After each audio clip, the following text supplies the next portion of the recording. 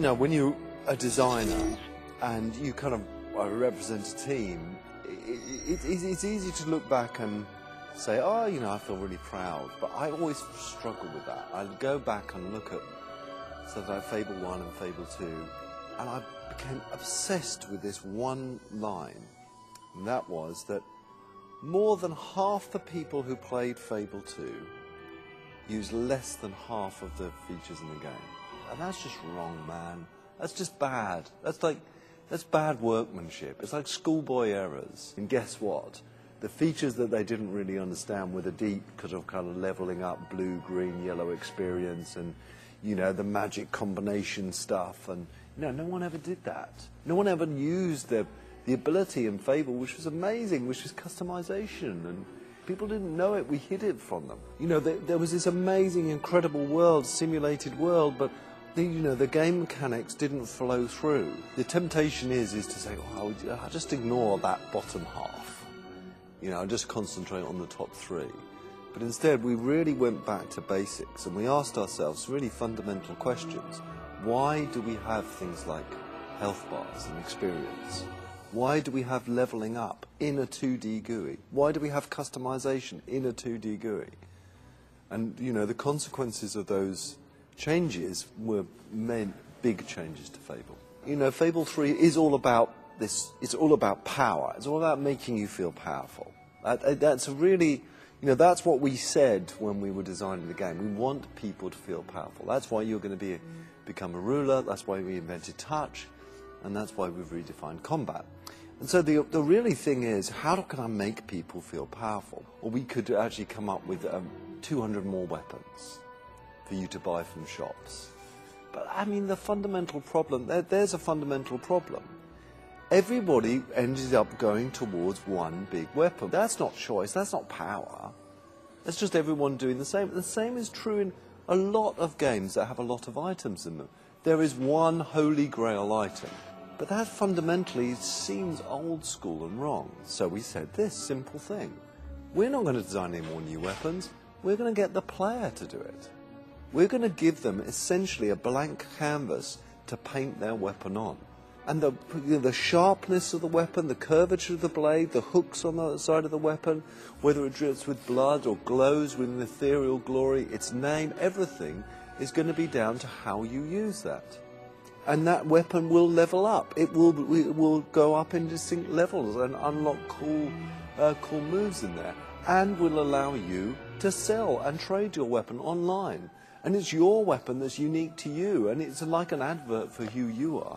That sounds cool, man. It's all about power. You know, morphing, again, this was a system that was just kind of invented in Fable 1, slightly enhanced in Fable 2. So we went back to the drawing board there. But one of the things we introduced is this thing called extreme morphs. And that is when you get angry or excited or there's something dramatic that happens, then suddenly you can't hold it in anymore. You see your real self and these wings that spring out from behind you. So for example, if you're faced with a lot of enemies and you've just done a cool move, then you'll see, you know, your true self come out for a split second. That's cool, man. It's all about power. It's all about making you feel powerful. It's all about me walking into your game and saying, whoa, man, you look cool. So yeah, we've got this touch system and it's very context sensitive. It's quite hard to explain in words, but essentially it is, if I want to make you feel powerful, yes, it's about weapons. Yes, it's about being king. But it's also about your relationship, your ability to touch things in the world. You know, and if I said to you, well, suddenly you as a human being can't touch anything, you'd feel diminished.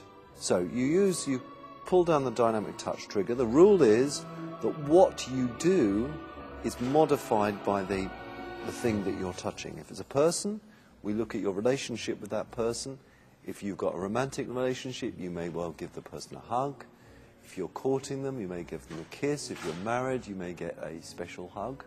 When you're king and someone comes and asks you, hey, you know, when you promised that you would give me gold to feed the children, you're quite free to use your touch system. You go up to that person, You press the context-sensitive touch, you grab them by the scruff of the neck, you drag them along, and you throw them in your dungeon. That makes you feel powerful, man. It's all about the power. We could do that with the A button. We could, you know, walk up to the person, press A to put them in the dungeon. That doesn't feel emotional. It's kind of like the dog in Fable II. It wasn't just the fact that the dog was there. It just had a meaning, it had a connection. It made you connected to the world, and it's all about that connection and that powerful connection with things in the world. Yeah, I mean, it's less about morality, as it turns out, and it's more about choices. And what we've tried to do, and again, this is something that was on my blacklist, is that, you know, the line was for every choice a consequence. But, you know, hey, man, when's my choices and what are the consequences?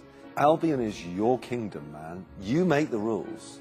You decide what's right and wrong. You decide what's law and not law. You decide what is punished and not punished.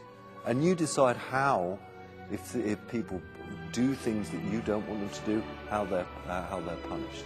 So if people aren't paying their taxes, yeah, you're completely free to go and kill them, man. You're completely free to send your army and to slaughter them and to become a worse tyrant than you overthrew. And, you know, history proves many, many, many times over that's exactly what happens.